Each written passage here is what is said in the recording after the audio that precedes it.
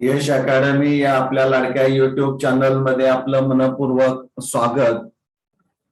Dear students, in this video I am going to teach you the reactivity of group 16 elements towards halogens, oxygen and metals. So in this video I am going to cover these three main points. First of all, we'll discuss the reactivity of group 16 elements towards halogens. You know that halogens, they are belonging to group 17, and these elements have the general outermost or valence shell electron configuration ns2 np5. So there are 5 electrons in p orbitals, but 2 p orbitals are fulfilled and 1 orbital is a half filled, means which contain 1 electron, and these elements are represented by x, and x is nothing but or maybe f, cl, br and I. And now we'll discuss the valence shell electron configuration of group 16 elements. This is the electronic configuration of group 16 elements in the ground state. ns2 np4 p orbital, one of the p orbital is fulfilled and 2 p orbitals are half filled, means contain 2 unpaired or 2 single electrons. You know that the number of unpaired electrons is equal to the number of bonds formed by the element. म्हणजे इथं काय होतं तर sulphur असेल, for example you take, आपण असं केलं की E represents the element sulfur, selenium and tellurium. These are the elements of group 16 असं आपण गृहीत धरलं. तर यामध्ये होतं काय, जर ग्राउंड स्टेट मध्ये जर तो भाग घेत असेल तर ns2 आणि np3 हे इलेक्ट्रॉनिक कॉन्फिगरेशन हे इथं आपल्याला पाहायला मिळतं. म्हणजे याचा अर्थ असा होतो की in the ground state it undergoes sp3 hybridization. The type of hybridization is sp3, means there is a formation of 4 sp3 hybrid orbitals. Out of 4 sp3 hybrid orbitals, 2 contain lone pair of electrons and 2 contain bonding electrons. आणि त्यामुळे इथं 2 bonds हे तयार करू शकतात. म्हणजे 2 halogen atoms इथं वापरामध्ये येऊ शकतात, x आणि x. these are the electrons of x, that is the halogen. मग तो f असेल किंवा cl असेल किंवा br असेल किंवा I, त्याप्रमाणे ते असणार आहे. मग आता sp3 हायब्रिडायझेशन जर असेल तर जॉमेट्री जे असणार आहे, geometry is a tetrahedral geometry. आता टेट्राहायड्रल जॉमेट्री म्हणजे कशी असणार आहे पहा, इथं या पद्धतीनं आपण ती काढूया म्हणजे तुमच्या लक्षामध्ये येईल. Suppose this is the E atom at the center of tetrahedron and it forms only 2 bonds with halogen atoms, and these 2 are the equatorial positions. These 2 equatorial positions are occupied by 2 lone pair of electrons. So from this we can say that the E, that is the sulfur, selenium or tellurium, can form dihalides. म्हणजे इथं डायहालाइड्स तयार झालेली आपल्याला पाहायला मिळतात, and they are of type EX2, where X is a sulfur, selenium and tellurium. For example, SF2, SCl2, SeCl2 and TeCl2. म्हणजे इथं you know that the oxidation state of these elements is a +2, +4, +6 ही आपल्याला इथं पाहायला मिळते. यापेक्षा जास्त oxidation state ही आपल्याला इथं पाहायला मिळत नाही. मला वाटतं हे निश्चित तुम्हाला चांगल्या पद्धतीने समजलेलं असणार आहे असं मला वाटतंय. आता नेक्स्ट इथं आपण असा विचार करूया की सल्फर जो असणार आहे it promotes one electron of P orbital to vacant D orbital. म्हणजे इथं जे इलेक्ट्रॉनिक कॉन्फिगरेशन आपण दाखवलेलं आहे ते फर्स्ट एक्साइटेड स्टेट मधलं असणार आहे. And in first excited state of group 16 elements there are 4 unpaired electrons. लक्षात घ्या. मग आता इथं ज्यावेळी ग्रुप 16 एलिमेंट्स भाग घेतो रासायनिक अभिक्रियेमध्ये बॉन्ड फॉर्मेशन मध्ये त्यावेळेस it undergoes sp3d hybridisation. S चा एक ऑर्बिटल पी चे 3 आणि डी चा एक ऑर्बिटल मिळून sp3 हायब्रिडायझेशन होता. परंतु तुमच्या लक्षामध्ये येईल की sp3 डी हायब्रिडायझेशन ज्यावेळी होतं त्यावेळेस जो जॉमेट्री असणारी आहे ती trigonal. This is the geometry trigonal bye pyramidal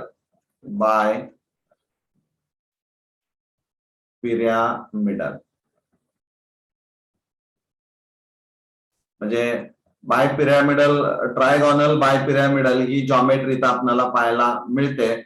आणि इथं प्रत्येक ऑर्बिटल जे लोन एक इलेक्ट्रॉन असणार आहे तिथं एक एक इलेक्ट्रॉन हा हॅलोजन ऍटमचा येऊ शकतो. बरोबर आहे. मग किती बॉन्ड्स तयार झाले? How many bonds are form? 1 2 3 4. It can form 4 bonds and there is a one lone pair of electron.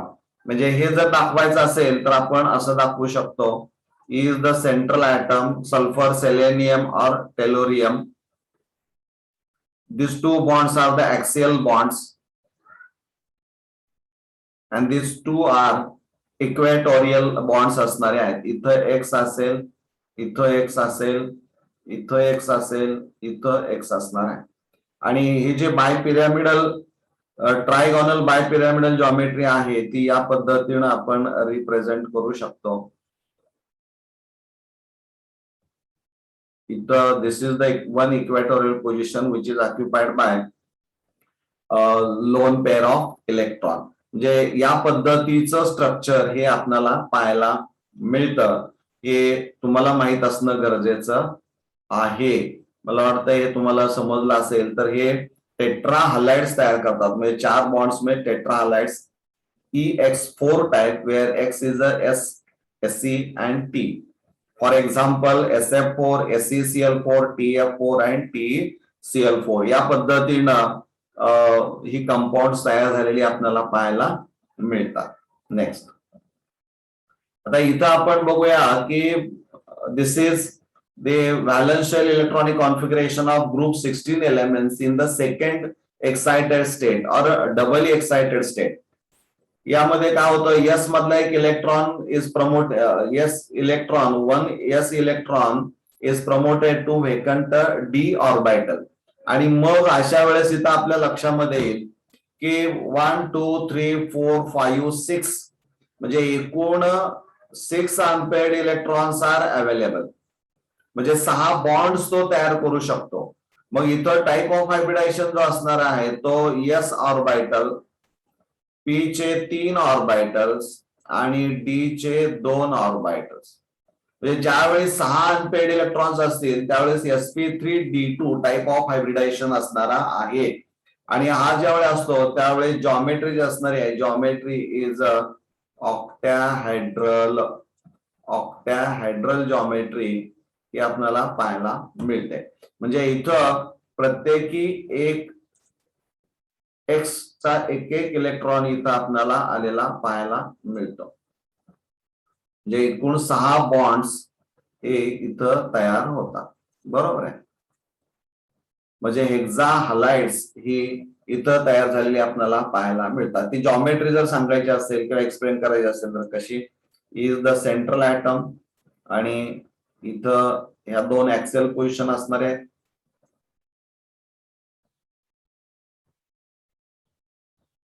X x x x x x ह्या दोन ज्या ऍक्सेल असणाऱ्या आहेत त्या बॉन्ड लेंथ थोडी जास्त असणार आहे, यांची बॉन्ड लेंथ थोडी कमी असणारी आहे.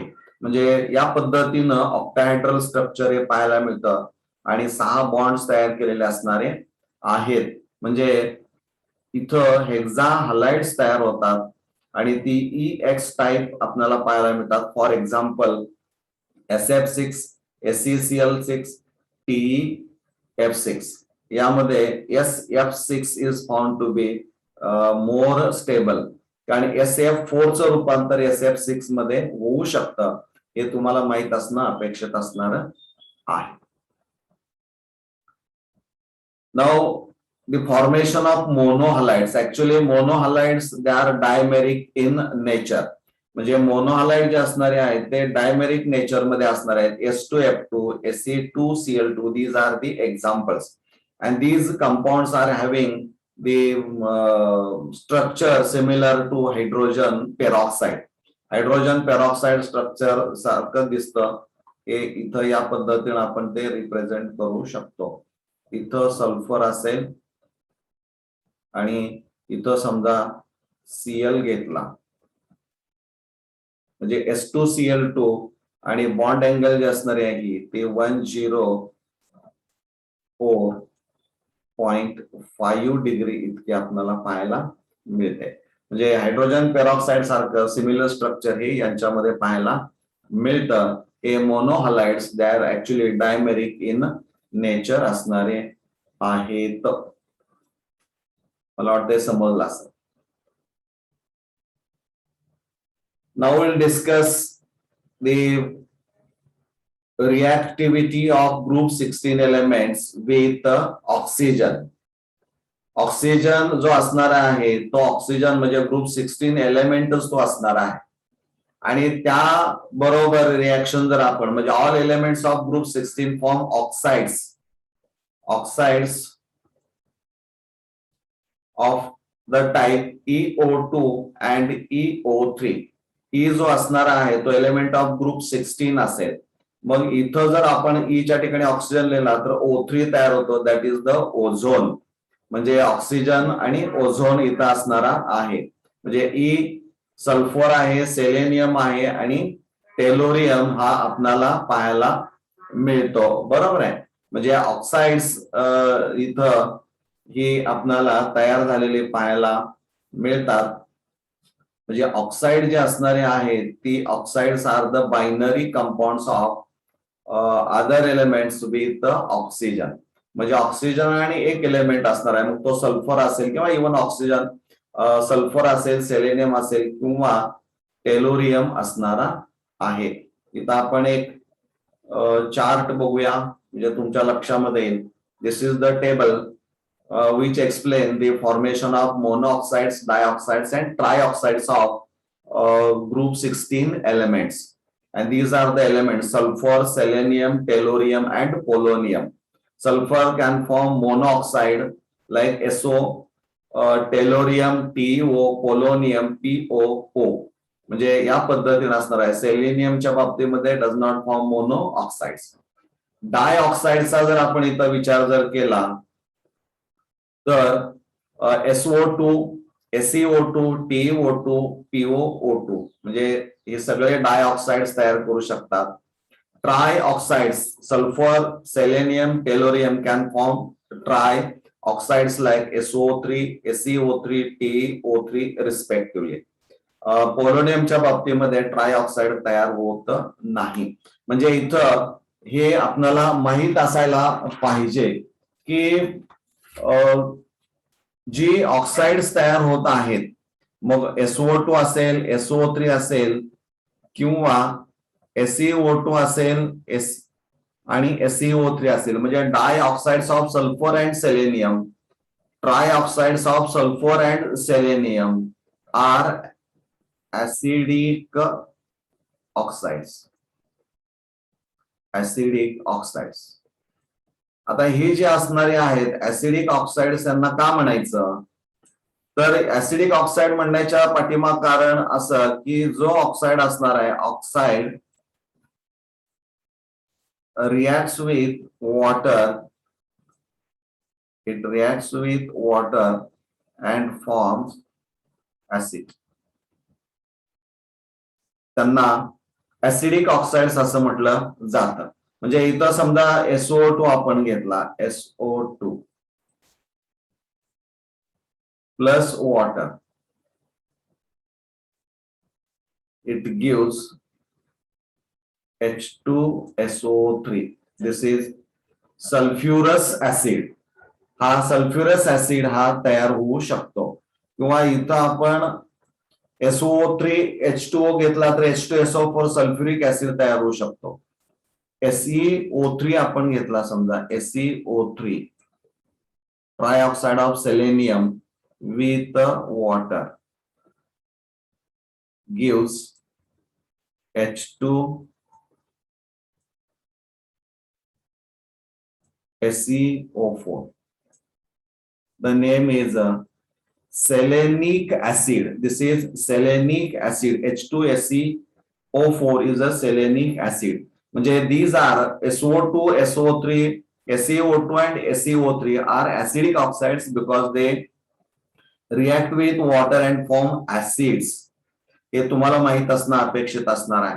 परंतु इथं ऑक्साइड ऑफ टेलोरियम जो असणार आहे, dioxide of tellurium TeO2, it behaves differently. It dissolves in acids and alkalis. So it shows the amphoteric nature or behavior. Amphoteric nature or amphoteric behavior. म्हणजे इथं होतं काय की टेलोरियम ऑक्साइड जो असणार आहे तो अल्कली मध्ये डिझॉल्व्ह होतो आणि ऍसिड मध्ये पण डिझॉल्व्ह होतो आणि त्याप्रमाणे ती कंपाऊंड तयार केले जातात. म्हणजे त्याचं जे ऍसिड नेचर असणार आहे, behaves as acidic in presence of strong, आपण म्हणूया बेस स्ट्रॉंगर दॅन इटसेल्फ. म्हणजे तो बेसिक पण कॅरेक्टर दाखवतो आणि ऍसिडिक पण कॅरेक्टर दाखवतो. पण स्वतःपेक्षा ज्यावेळेस स्ट्रॉंग त्याचं दुसऱ्याचं कॅरेक्टर असेल त्यावेळेस मात्र तो तिथं स्वतःचे कॅरेक्टर हा बदलतो. म्हणजे स्ट्रॉंग ऍसिड मध्ये तो बेस असेल तर स्ट्रॉंग बेस मध्ये तो वीक ऍसिड असणारा आहे. म्हणजे इथं दोन्हीही बिहेवियर्स ही पाहायला मिळतात. म्हणून it is amphoteric in nature. It shows dual character.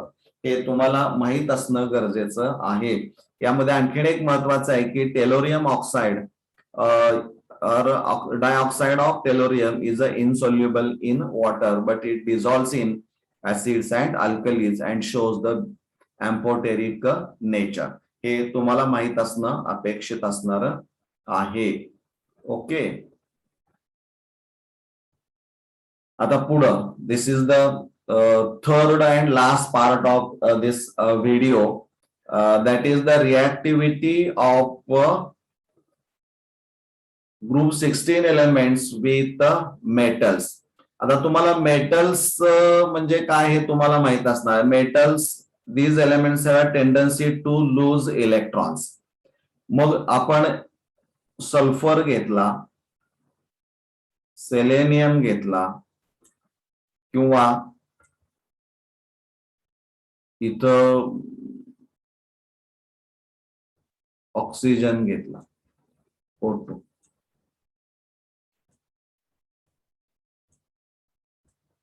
बरोबर आहे. यांची रिएक्शन आपल्याला मेटल बरोबर करायची. These are the group oxygen, selenium. इथं आपण रासायनिक अभिक्रियेमध्ये फक्त O घेऊ शकत नाही because it is a diatomic molecule. आणि सल्फर जो असणार आहे तो इट फॉर्म्स एसेट क्राउन और पकर्ड रिंग स्ट्रक्चर. आपल्याला एसेट, AC8 असे मॉलिक्युल्स, ऑक्टॅटॉमिक मॉलिक्युल्स आपल्याला पाहायला मिळतात पॉलिएटॉमिक मॉलिक्युल्स. त्यामुळे S8 न लिहिता आपण सल्फर घेतलाय, AC8 न लिहिता फक्त आपण Ac घेतलेला आहे. मग इथं समजा आपण अल्युमिनियम घेतला. Aluminium it belongs to group, कुठला ग्रुप असणार आहे? 13. म्हणजे 3+3 ऑक्सिडेशन स्टेट, याची +3 ऑक्सिडेशन स्टेट असणारी आहे आणि याची -2 असणार आहे. So when aluminum burns in oxygen, then there is a formation of alumina, that is Al2O3, oxide of aluminum called alumina. ॲल्युमिना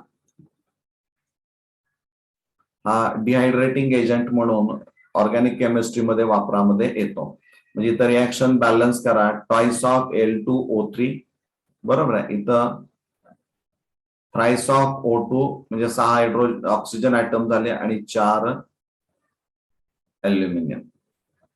second reaction, suppose reaction of group 16 elements with metal like copper, म्हणजे D block element असणार आहे. तर then there is a formation of copper sulphide. किंवा selenium reacts with metal magnesium, then there is a formation of MgSe known as a magnesium selenide.